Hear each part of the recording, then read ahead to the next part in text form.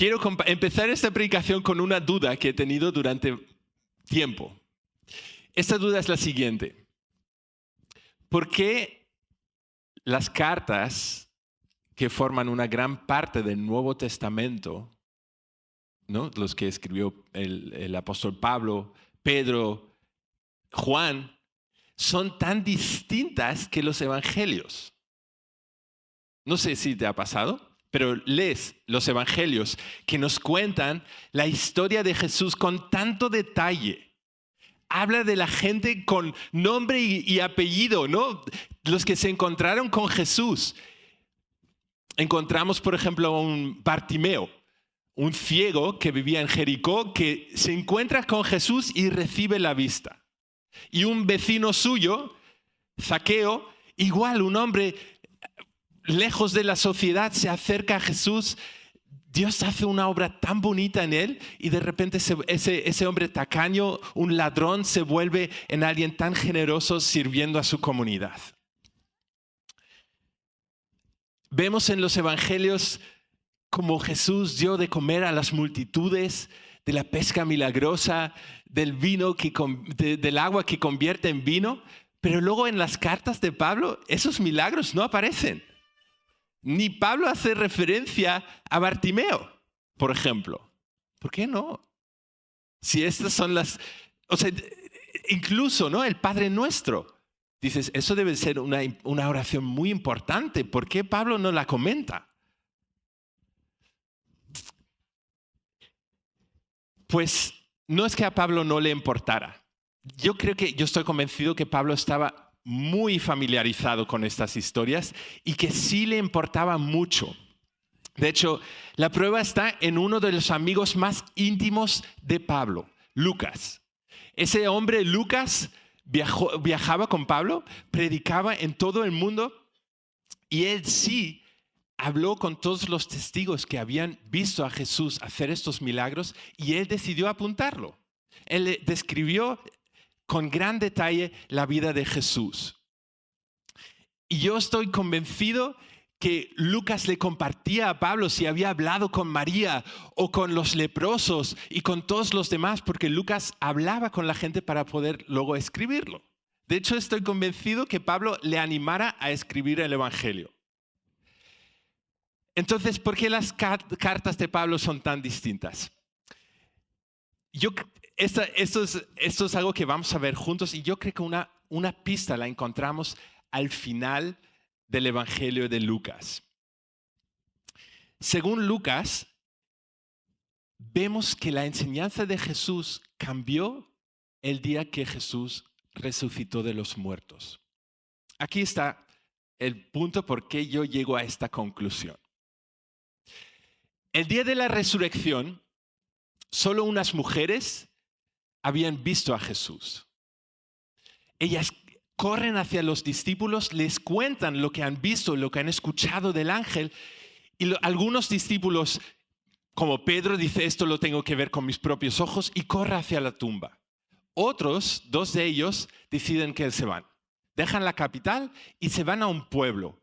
Y en ese camino a este pueblo, ellos se encuentran con Jesús. Ahora, en el principio no están conscientes que es Jesús, sino Jesús se acerca y dice, ¿por qué estáis tan tristes? ¿Qué os pasa?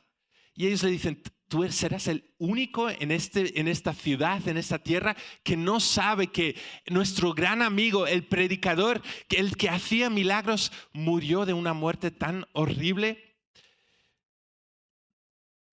Entonces le cuentan, pues las mujeres nos lo habían dicho, algunos han ido a verlo, pero nosotros nos hemos ido. Y Jesús contesta esto. Oh insensatos y tardos de corazón, para creer todo lo que los profetas han dicho. ¿No era necesario que el Cristo padeciera todas estas cosas y entrara en su gloria? Y comenzando por Moisés y continuando con todos los profetas, les explicó lo referente a él en todas las escrituras. Jesús resucita y lo que él empieza a enseñar a partir de ahí es lo que decían las escrituras, Moisés, los salmos y los profetas acerca de él. Unos versículos después Jesús se encuentra con todos los discípulos y dice lo mismo. Esto es lo que yo os decía cuando todavía estaba con vosotros, que era necesario que se cumpliera todo lo que sobre mí está escrito en la ley de Moisés, en los profetas y en los salmos. Todo estaba escrito, solo que no lo habían visto. Y ahora el Jesús resucitado dice, id y a estudiarlo. Id y encontradme en las Escrituras. Ved cómo Dios ha sido fiel y ha cumplido con todo. Es como un hilo. Imagínate un hilo que forma parte de una alfombra. Os he traído una alfombra. Si solo ves el hilo, a lo mejor dices, es bonito. Pero cuando este hilo se forma, se convierte en una alfombra, es asombrosa. Y así me imagino las palabras de Moisés, los salmos y los profetas, que a lo mejor estás muy familiarizado con esta palabra, pero en el momento en el que tú buscas a Jesús, estos hilos se vuelven una obra maestra. Si solo te quedas con los evangelios, a lo mejor te quedas corto, porque hay tanto en la palabra que apunta hacia Él. Hay tanto en esta palabra que nos explica y nos enseña qué es lo que Jesús obtuvo por nosotros cuando murió en la cruz y cuando resucitó. Y en este encuentro que Jesús tenía con los discípulos en el camino, Él les empieza a hablar y en el momento en el que ellos se dan cuenta de esta realidad, que durante toda la historia Dios había dado pinceladas, había unido este tapiz tan precioso, sus corazones comenzaron a arder. Y Pablo estaba consciente de esta realidad. Pablo atesoraba las Escrituras y se dedicaba a escudriñarlas. De hecho, yo estoy convencido que Pablo no quería ser insensato ni tardo de corazón. Él quería ser rápido para creer y para entender lo que estaba escrito. Mira lo que dice en 1 Corintios, Pablo. Yo os entregué en primer lugar lo mismo que recibí, que Cristo murió por nuestros pecados conforme a las Escrituras, que fue sepultado y resucitó al tercer día conforme a las Escrituras. Entonces las historias del Antiguo Testamento, las palabras no están ahí escritas al azar, no están ahí porque ocurrieron las cosas por una razón X, sino están ahí porque apuntan hacia Jesús, apuntan hacia el momento más importante de la historia. Y quiero que veamos algunos de estos testimonios del Antiguo Testamento que nos hablan de que Jesús tenía que morir e iba a resucitar. Por ejemplo, la Pascua. Los judíos celebraban la Pascua para recordar que Dios quería sacar a su pueblo de la esclavitud, de estas manos de un tirano cruel, el faraón, para llevarlos a la libertad, para llevarlos a un espacio, a un lugar donde ellos podían adorar a Dios, donde Dios podía habitar en medio de ellos. Él era su Dios y ellos iban a ser su pueblo. Y curiosamente, esa noche, cuando todas las familias estaban reunidas en sus casas, sacrificando un cordero y pintando las puertas con la sangre del cordero para que el ángel de la muerte pasara, ese día lo eligió el Padre para que Jesús muriera en la cruz y nos salvara. Ese día de la Pascua apunta al gran éxodo que el Señor había planificado con la muerte y resurrección de Jesús. O Isaías 53, un capítulo que te animo que esta tarde lo leas y veas con qué detalle Dios dio a Isaías esa revelación de cómo iba a ser la muerte de Jesús. Y un versículo muy clave es este: mas Él fue herido por nuestras transgresiones, molido por nuestras iniquidades. El castigo por nuestra paz cayó sobre Él y por sus heridas hemos sido sanados. ¿Cómo podríamos saber el poder de la sangre de Jesús si no fuese por esos versículos en Isaías? ¿Cómo podrías tú tener esperanza en tu enfermedad. Si Isaías no nos hubiera dicho que por esas heridas de la cruz, tú y yo podemos recibir sanidad. El Salmo 22 es otro ejemplo, es que David lo escribió muchísimos años antes de Jesús. Y Jesús en sus últimas palabras usa ese salmo y dice, Dios mío, ¿por qué me has abandonado? Pero tú lees el salmo y en el salmo dice que incluso ellos estaban echando suertes para conseguir las ropas de Jesús. Lo dice el salmo y en el mismo momento en el que Jesús está en la cruz, eso está ocurriendo a sus pies. Qué gran detalle, qué belleza las palabras de Jesús y la Biblia. Qué tesoro tenemos en nuestras manos. Y eso son algunos ejemplos de su muerte, pero también su resurrección está claramente escrito en el Antiguo Testamento. Jesús mismo dice que Dios, el Dios de Abraham, de Isaac y de Jacob, se dice eso de él porque es un Dios de los que están vivos, no un Dios de los muertos. En Ezequiel encontramos esa profecía donde el profeta habla en un valle a unos huesos secos y declara que el Espíritu de Dios entrará en ellos y vivirán. Y esa es la resurrección. El Espíritu de Dios entra en nuestras vidas y viviremos. Jonás y el pez, Jonás que se echa al agua, le traga a ese pez. No había esperanza de que Jonás pudiese vivir. Y aún así, 3 días después, el pez lo escupe y Jonás vive y anuncia y llama a la gente al arrepentimiento y a la fe en Dios en esta ciudad tan terrible de Nínive. El Salmo 16, el versículo 10, dice, tú no abandonarás mi alma en el Seúl, ni permitirás a tu santo ver corrupción. El salmista dice claramente que habrá alguien que no se pudrirá en una tumba, sino que vivirá para siempre. Y ese es Jesús. No hay tumba de Jesús en este mundo donde haya un muerto, porque Él salió de la tumba. Entonces, no me sorprende que Lucas al final de su evangelio enfatice tanto que Jesús hablaba de Moisés y los profetas. Porque cuando lo vemos, nuestros corazones empiezan a arder. Pero necesitamos que Dios abra nuestros ojos. Necesitamos que Dios nos dé entendimiento. Y eso es algo a lo que Pablo se dedicaba a orar. Oraba por las iglesias dando gracias por ellas, pero luego oraba que sus ojos fuesen iluminados, que Dios les diese sabiduría y revelación para que tengan mayor conocimiento de Él. Entonces, al principio de la predicación digo, ¿dónde está el punto que tienen en común las cartas y los evangelios? ¿Y sabes dónde está este punto? Es el pináculo de la vida de Jesús, su muerte y resurrección.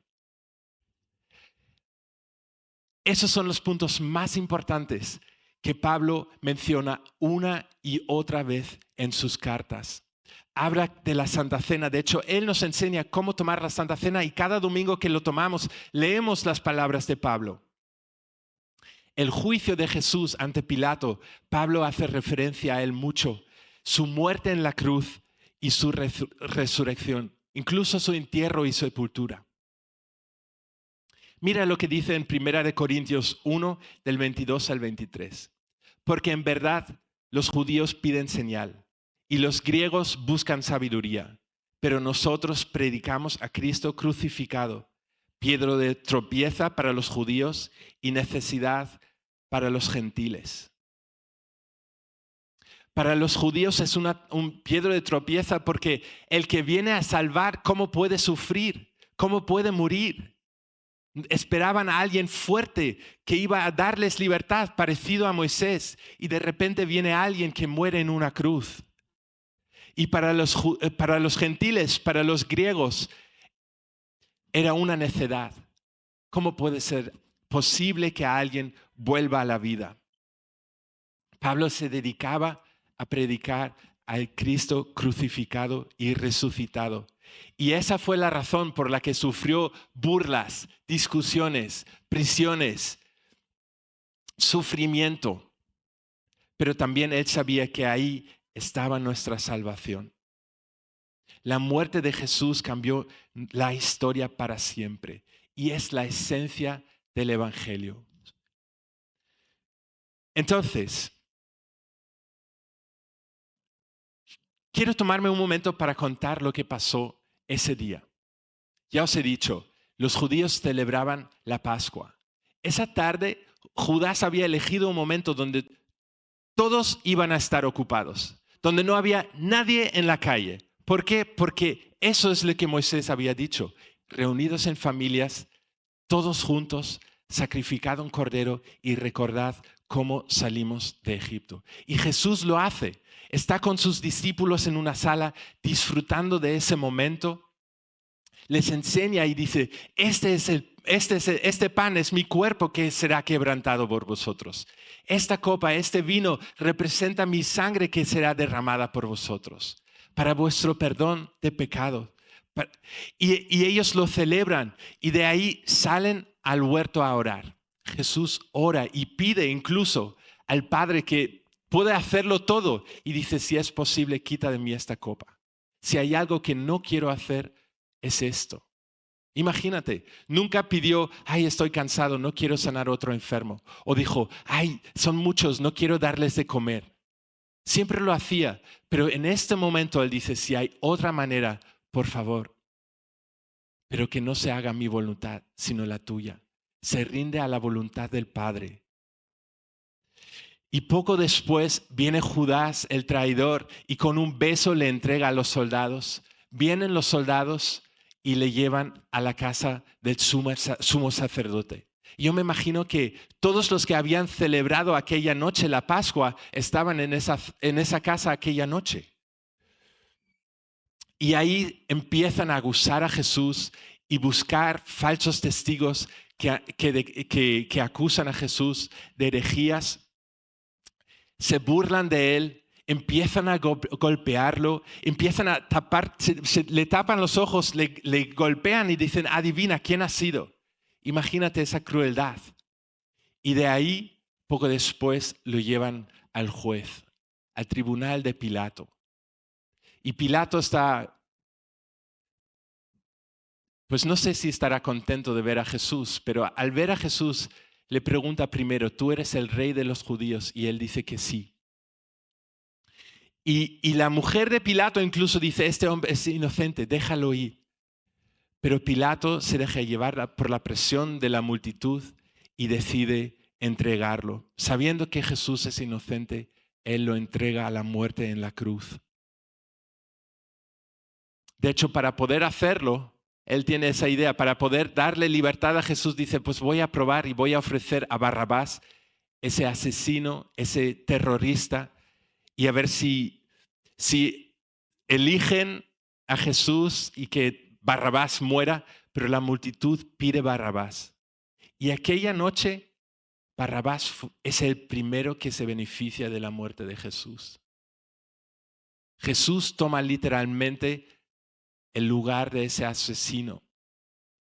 Y Barrabás se va a su casa, me imagino, ¿no? Que se va a su casa y recibe un abrazo cuando a Jesús lo desnudan. Barrabás cena cuando Jesús es azotado y golpeado, de tal manera que ni siquiera parece hombre. Le ponen esa corona de espinas, le visten como un rey y se burlan de él. Lo golpean y al final le entregan aquella cruz y lo llevan al lugar donde él va a morir. Y incluso en este momento, imagínate, una noche, no haber dormido, no haber bebido, no haber descansado, seguramente ha estado todo el tiempo de pie, recibiendo golpes e insultos, falsas acusaciones, haber sido traicionado.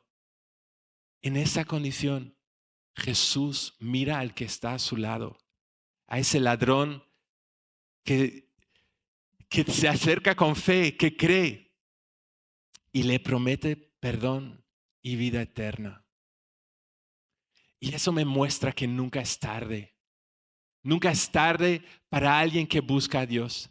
Mientras que estamos vivos, hay esperanza. Hay esperanza para los que están cerca de ti, que no han conocido a Jesús todavía. Él quiere salvarlos. Y también me muestra la vida que nosotros tenemos en Jesús. Aunque nosotros pasemos por dificultades, pasemos por pruebas, pasemos por cosas muy desagradables, Jesús quiere darnos fuerza y esa sonrisa para animar y compartir con otros de quién es Él. Y en eso Jesús muere. Le bajan de la cruz y un hombre rico se acerca a Pilato y le pide el cuerpo y así le llevan a una tumba en una cueva, recién cavada en la roca. Y cierran esa tumba con una piedra. Eso pasa el viernes. El siguiente día es un sábado y todos descansan. Nadie puede salir a la calle, nadie puede hacer nada. Pero las mujeres y todos los discípulos me imagino que estaban inquietos, no sabiendo qué iba a pasar ahora. Y las mujeres estaban decididas a ir a la tumba y buscar la forma de embalsar a Jesús. Y llegan ese domingo, muy de mañana. Y cuando llegan, encuentran lo imposible. La piedra está movida y la tumba está vacía. Encuentran a un ángel que les dice, pero Jesús no está aquí, Él ha resucitado igual que Él os lo había dicho antes. Jesús vive. Id, corred, decídselo a los discípulos. Y así las mujeres corren para anunciar lo que había pasado. Y Pedro sí va y busca la tumba para verificar lo que las mujeres habían dicho. Ese día marca el antes y después en la historia. Ese día tiene un gran impacto para cada uno de nosotros. Primero, porque Jesús está vivo ahora. Él nos escucha, Él nos ve, Él te ve, Él está pendiente de ti.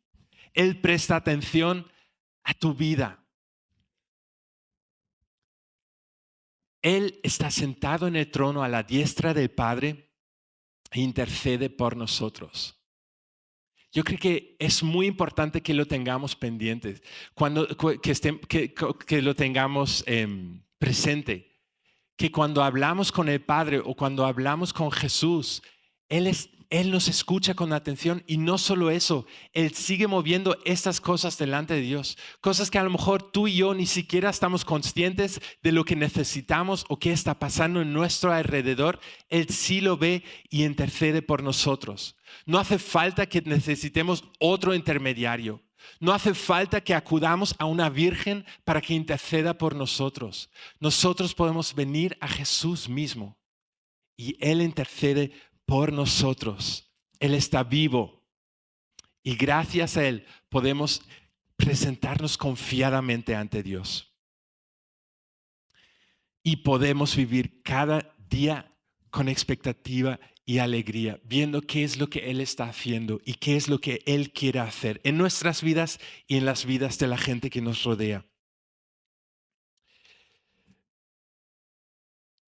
Y otra cosa que es fascinante es que Él dice, id, haced discípulos, enseñadles a obedecer todo lo que yo os he mandado, bautizadlos, porque yo estaré con vosotros. No solo un día, sino todos los días de tu vida. Si tú estás en un punto donde dices, no lo siento, no parece que esté cerca. Él dijo que iba a estar cerca y Él no miente. Él cumplió con su palabra y Él está cerca de ti. También Él dijo que se iba al cielo para preparar una casa para nosotros, para preparar un lugar para nosotros. Gracias a su resurrección, nosotros tendremos vida eterna. Esto no es el final.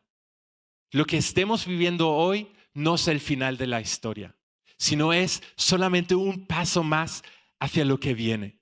Jesús dijo que Él iba a prepararnos ese lugar y que ahí con Dios íbamos a pasar toda la eternidad con Él. Y no solo eso, Él se fue diciendo que nos iba a enviar ayuda, que nos iba a enviar a alguien que nos iba a recordar todo lo que Jesús había enseñado y nos dio a su Espíritu Santo para fortalecernos, para guiarnos, para consolarnos. Y Jesús es el supremo sobre todos los poderes y los dominios en la tierra y en el cielo. Entonces podemos estar convencidos de que Él gobierna con justicia y hará justicia.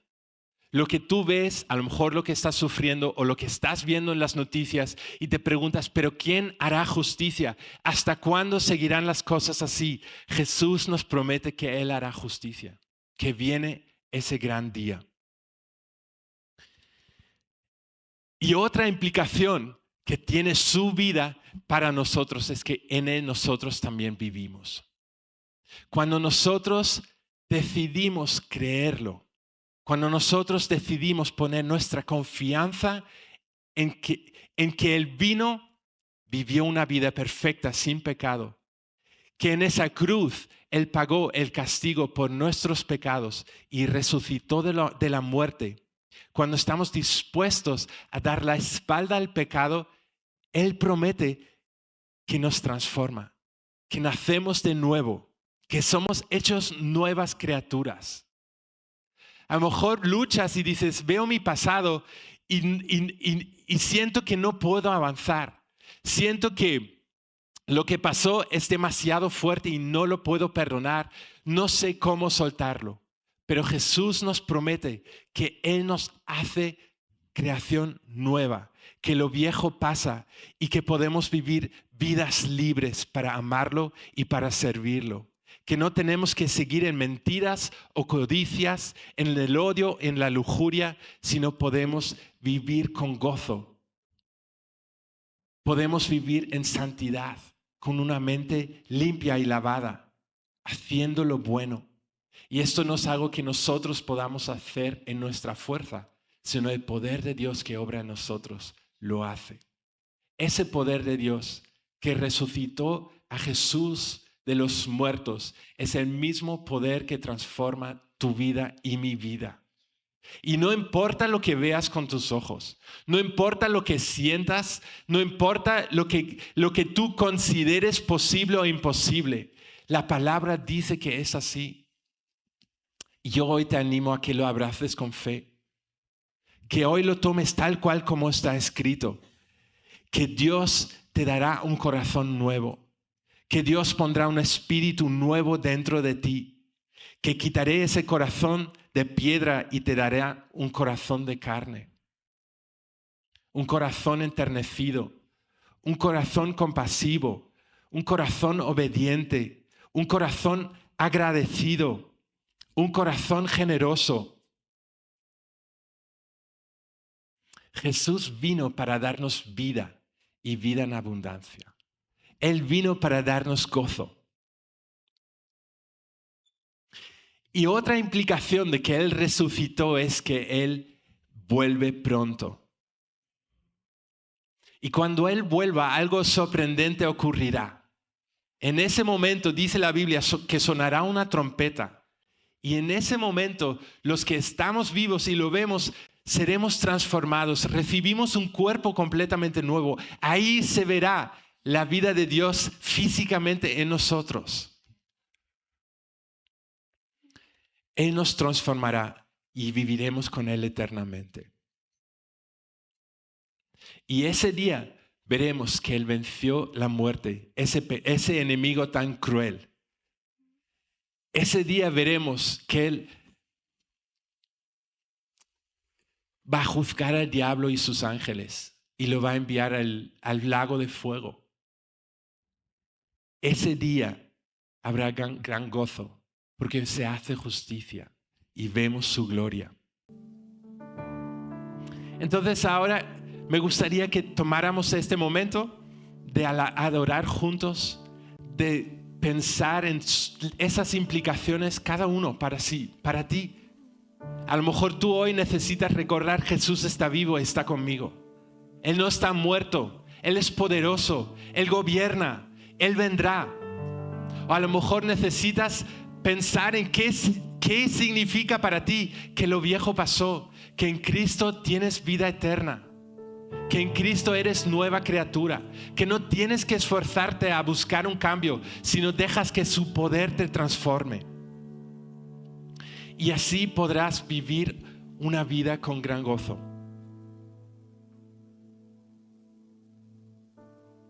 Y si no has conocido a este Jesús, toma esta canción ahora y dilo: Jesús, quiero conocerte.